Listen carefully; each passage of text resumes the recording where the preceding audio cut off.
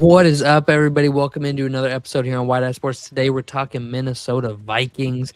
We got your resident Vikings fan, Brenner, hosting as always. We got Easy Steve, Riley, and Spoon all joining me. We talk Vikings, we talk Bears, we talk Chiefs, we talk Cowboys every week. So make sure to like and subscribe if you want to get, a little more information on each of those four teams. So, Vikings, big headline news right now is they fired their GM. Kwesi Adofo-Mensah is out. Rob Brzezinski is the interim general manager for the Minnesota Vikings currently. He will head up the draft process, and then post-draft, they will conduct a search for a new GM. Brzezinski's been with the team since '99 as their cap specialist, and he is an absolute mad scientist when it comes to the cap. There have been so many times where I'm just like, this is just not getting done. And then he pulls numbers out of nowhere, makes it work, but also doesn't push money 8 years down the road like the Saints had to do and find themselves in cap hell forever. And he's been doing it since 1999. I do not know why he is not been a general manager candidate for other teams, other than that he has not ever wanted to leave. He likes his job. He does his job well. And he doesn't really want the spotlight, which when you're the general manager, you have to do interviews.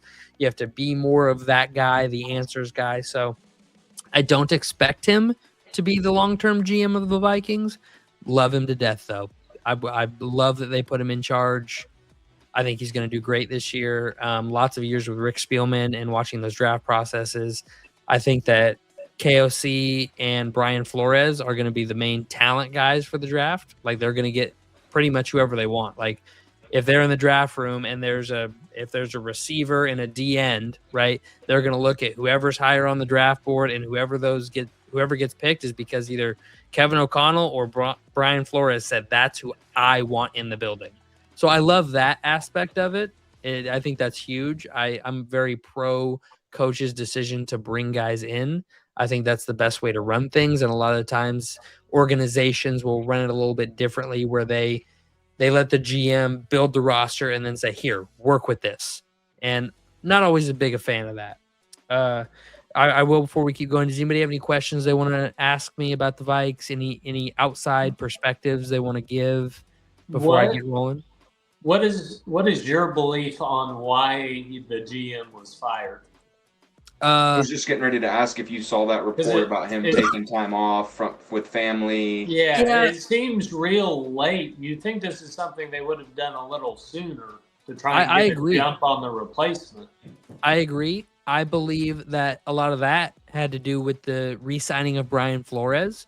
And I believe this is not the national, or the local belief within Minnesota, but I truly believe that whenever Brian Flores was thinking about taking more head coaching interviews or coming back, that he said, hey, listen, I want more player personnel decisions. I've been giving you guys Blake Cashman, Andrew Van Ginkel, Jonathan Grenard. I've been picking these guys in free agency year after year, and they've all been hitting.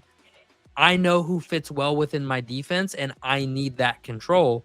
And the Wilf family was like, okay, well, that sounds good to us. And the GM was like, Kwesi was like, I don't know about that. I don't think that's great. And that caused some friction. And not that was the sole reason, but I believe that was the straw that broke the camel's back in this whole situation. And that was the end reason of why he ended up getting let go of, hey, if we're having Flores make these decisions anyways, what are you actually doing for us, right? What are you, he was a guy, Kwesi, very analytical GM. He talked a lot about he would send the scouts out, and then he would trust, if they had a big board and they had guys tied on the big board, he would trust the scouts. Who's the best player here?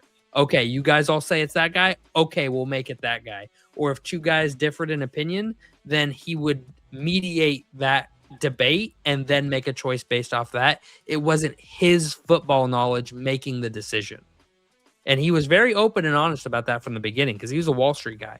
And so I believe the biggest reason he was fired, though, and the thing that led to this, in the end, was, I think, last year, or I know last year, Kevin O'Connell told Kwesi Adofo-Mensah I want Sam Darnold back to compete against JJ. And if that doesn't happen, Daniel Jones has to be back in the building as competition. We need a backup plan in case JJ gets hurt, and we need to have competition because that just makes everybody better. I believe that was what was said between Adofo-Mensah and O'Connell.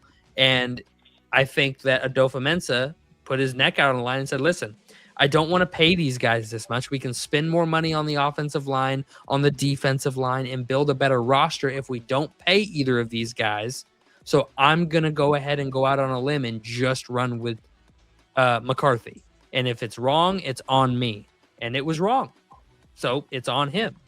And otherwise, I don't see another route for why you fire him otherwise. Because if it's O'Connell that was like, just go with JJ. Just absolutely run with JJ. Then it's got to be O'Connell's neck on the line, right? So they've already. But why smear him? So why say that he's taking time from family? That was local reporters. That was local reporters, not the team coming out with that. That was behind the scenes sources, right. Just kind of highlighting that. Yeah, exactly. Highlighting that Adofo-Mensah wasn't a football guy, right? He was a business guy. He's a Wall Street guy, a guy that, like whenever he goes home, he clocks out. He's done for the day. He's done. Like I'm going home to spending time with my family. I don't work at home. Like that kind of. He's not that he wasn't working at home, obviously. How do you feel about that as a Vikings fan? That he was a businessy guy? Yeah. I mean, I don't hate it because the work-life balance for everybody, but as a fan and as somebody who's not in that position and would kill to be in a position like that, like you got to give it everything you got all the time. Like there's guys who sleep in the building. Like there's guys who sleep there. That's what I'm kind of saying. Like a lot of the stuff I was reading, it was like guys, I think he took time. Yeah, I think he took time off because his wife was giving birth or something like that. So what happened was he took 2 weeks off for paternity leave after his wife gave birth, but he was working from home. He wasn't off. He just wasn't in the building. And a lot of people took offense to that of like, you're not going to be here during training camp? Like, what do you mean you're not going to be in the building? We understand you just had a baby. Call your mom, call your mother-in-law, call your wife's sister, call your sister, get them there with her, and show the fuck up to work. We got a Super Bowl. We're trying to make a championship run here. Didn't Chris Godwin play a game the day his kid died? That wasn't Chris Godwin. That was Marquise Goodwin. Marquise Goodwin. But my point being that people have played through a lot worse. Exactly. And that rubbed a lot of people in the building the wrong way is what I'm hearing. Like that was a very, a lot of people got rubbed a lot raw by that and his attitude around that. But like Mike Pettin, who has been in the building the past couple of years, he just retired. He was a real abrasive guy. I think a lot of this came from him. Because they asked him, like Brian Flores is universally loved by Vikings fans. I don't know any Vikings fans that don't love Brian Flores as our DC and were willing to pay him whatever he wanted to come back. I don't care if it was $10 million a year, pay him. I don't give it. He has built his defense in Minnesota and it is going to be really good. And like Mike Pettin came on the air after he retired and they were like, Coach Flores just re-signed to Minnesota. What do you think about that? And Pettin was like, yeah, I'm gonna let that slide. I'm not gonna comment on him. We don't really see eye to eye. So it's just like there was a lot of dysfunction under the previous regime, I guess is what I'm trying to say. That Kevin O'Connell is very good at mitigating those things and being a glue guy and helping people come together and rally. And I feel like a lot of that covered up the shortcomings of the Adofo-Mensah staff and regime and how they handled things. Because I mean, the best way I can put it is with the absolutely horrendous draft record of Kwesi Adofo-Mensah. I was going to ask about that. Yeah. Kevin O'Connell has put together multiple 13-win seasons. So imagine if they start building a roster that's good. That's kind of where it's at for me. If you start hitting on the draft, the general manager wasn't responsible for the free agency findings. He was responsible for the process and signing them and the money stuff and all those things GMs do. He was obviously heavily responsible, but he wasn't the brains a lot of the brain is still in the building. He was just the trigger guy, right? And so the trigger guy's out, but the brains are still there. And I believe that the direction of the organization is going to move in a very positive direction because of that. And I saw conspiracy corner for a second. I've seen a lot of people. We talked a little bit on the Super Bowl episode about Joe Burrow. And I've seen a lot of people be like, why would you fire your GM this late? The draft process has already begun. He was at the Senior Bowl. Like, it's going to impact. You have to be able to nail your first-round pick, and this is really going to hinder that. It doesn't really matter who you pick if you don't have a first-round pick.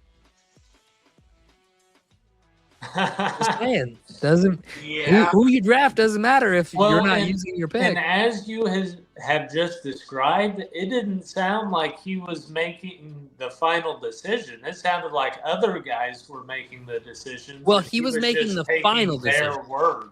Yeah, exactly. Yeah, he still put his name by it. Yeah, he put his name on it. But the guys out there looking at the prospects are still in the building. Yeah, exactly. And when the new GM gets there, this is very common in the NFL. When you have a GM turnover, they don't fire all the scouts right away and replace them all in 2 weeks. They let those scouts work that draft, and then the following season they clean house and they bring in their own guys. So that because the scouting season starts in May, right? So you can't fire your scouts in January and rehire everybody. You'd be 8 months behind everybody else. So it's just not doable. So they'll let them finish this draft process out. And then when the new GM gets there, they'll pick and choose. I expect the Vikings to go very traditional, very old school GM, but maybe not old, but just an old school mentality, a traditional mentality. I think the Broncos assistant GM, who used to be in Minnesota, is a good option. The Rams assistant GM, the Niners assistant GM, all really good options. There's also some older guys that I wouldn't mind see come in the building, but we're months and months away from that even being a discussion.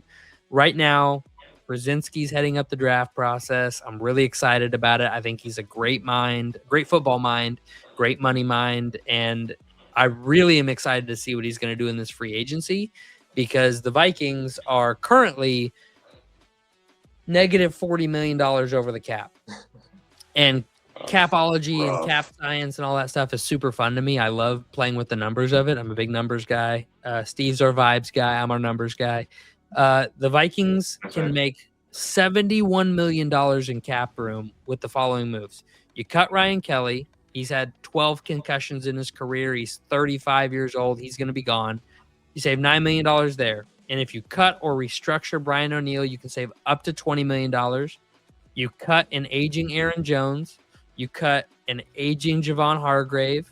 You can move on from Jonathan Grenard and save about $13 million, and you move on from TJ Hawkinson saving $10 million.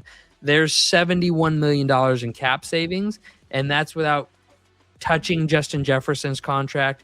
That's without, doing a lot of other things you can do to create cap relief. Those aren't even the only ways to do it. Those are just the easiest trigger pulls per se. Dude, what happened to TJ Hawkinson? I don't know. I have absolutely no idea. Or his ACL, right? And has just never returned. But he didn't hurt his hands. And he drops ball. He dropped like 2 or 3 balls a game. Some games, like it was just like there was one against the Bears. The second game against the Bears, he gives this dude like a double move, and I think it was TJ Edwards just was unfazed by it. TJ turns over the middle, throws his hands up. JJ McCarthy hits him right in the hands, and he just like that, and it goes right through his hands. And it was mind-boggling that I was like, how did you turn into this? Because he was good. He was really good.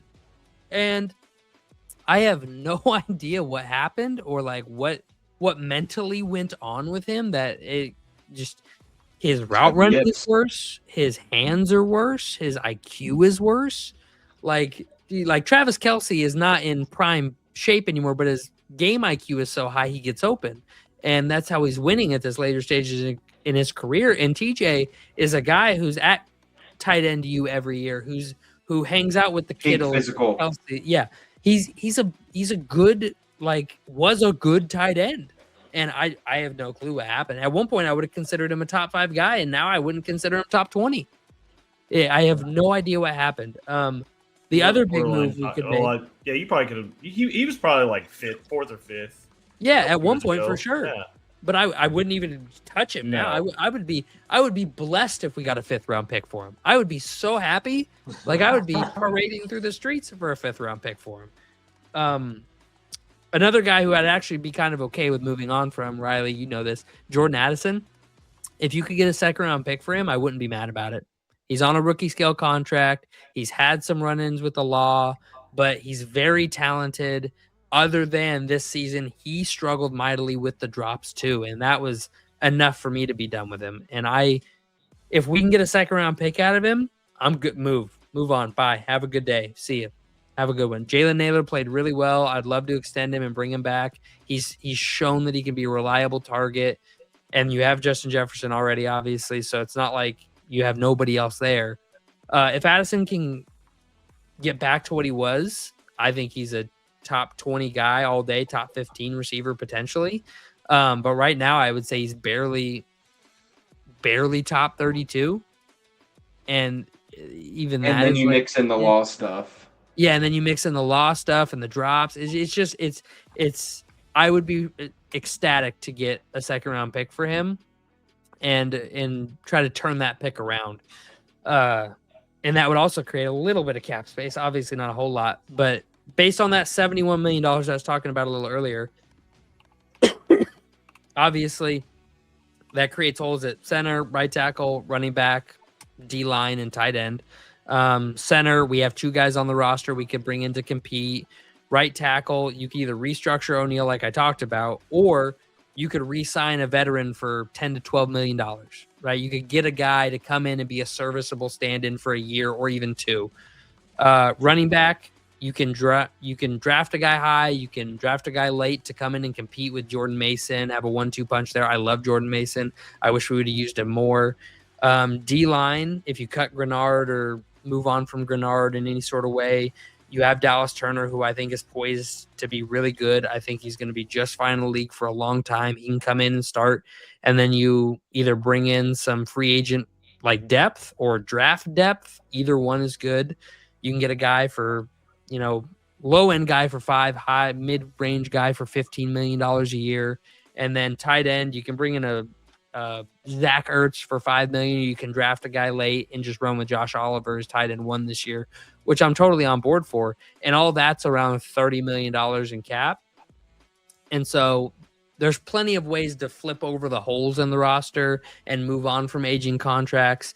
If I can figure that out sitting in front of a computer for a couple hours, an NFL front office is going to have no issues doing this. And so I say all that to say that I think the Vikings are still going to be really good. And I think they're going to be a lot better next year than they were this year, as long as McCarthy or the quarterback position is healthy. I've seen a lot of people say, well, who's going to be the quarterback in Minnesota? I still think it's going to be McCarthy. I see no reason other than his health to move on from him, right? Like if he through next year has this same health pattern of getting hurt in games, missing 4 to 6 games a year, time to look somewhere else. Like this is now the 3rd consecutive year you've had major injury problems. I'm done with it. I'm not doing this forever.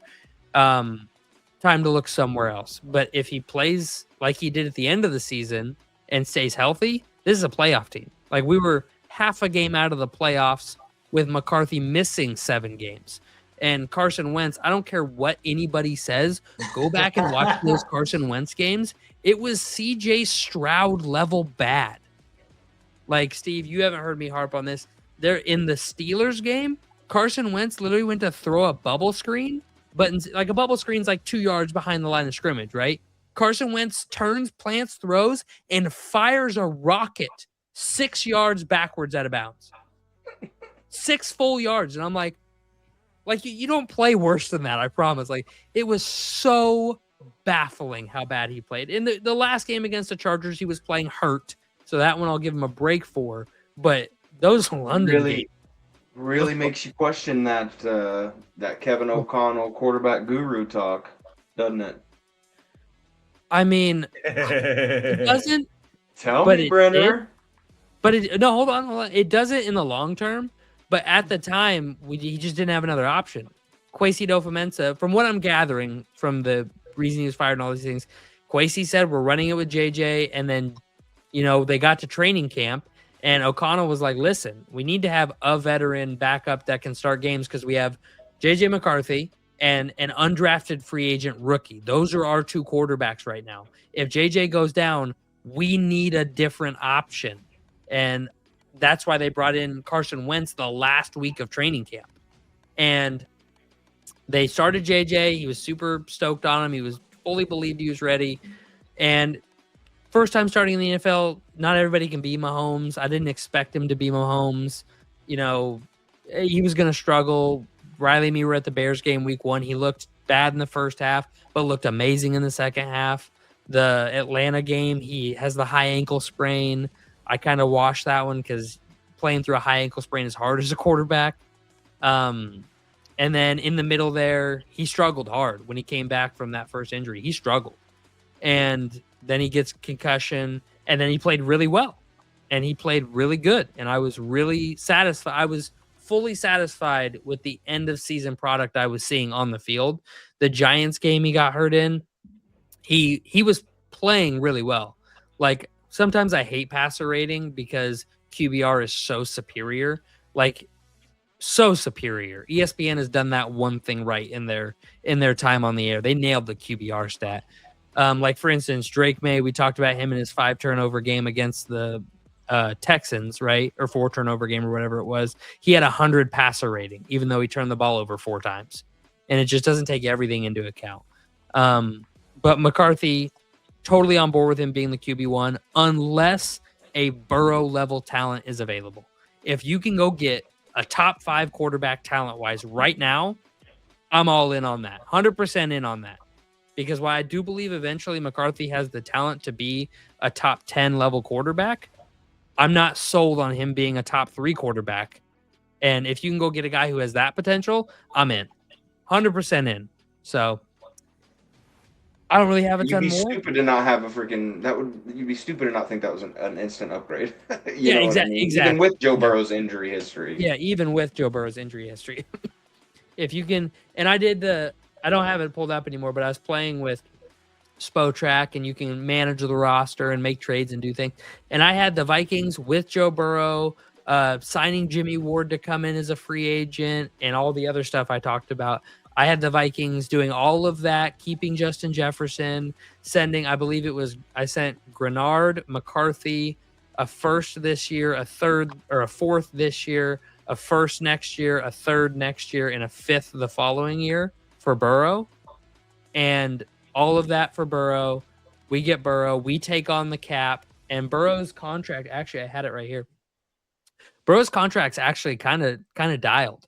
The highest cap hit he has left is $57 million in 2029, and by that point, quarterbacks will be making $80 million a year. So you would obviously have to extend him at some point, but the contract isn't unmanageable. I was able to create plenty of room, and I think the Vikings ended with like $12 million in cap space after everything was done, which is enough to sign your rookies. So it's perfectly doable money-wise. It's doable capital-wise. The Vikings have 10 draft picks this year and 8 next year. So we have the capital to do it. It's if he's available, which I don't think he is. That is the end theory. So, but yeah, so we'll see how this offseason plays out. We'll be out every week. Unless you guys have any other questions for me, we'll go ahead and wrap up the episode here and call it good.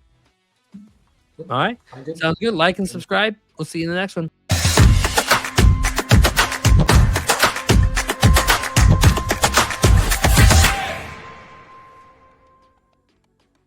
All right.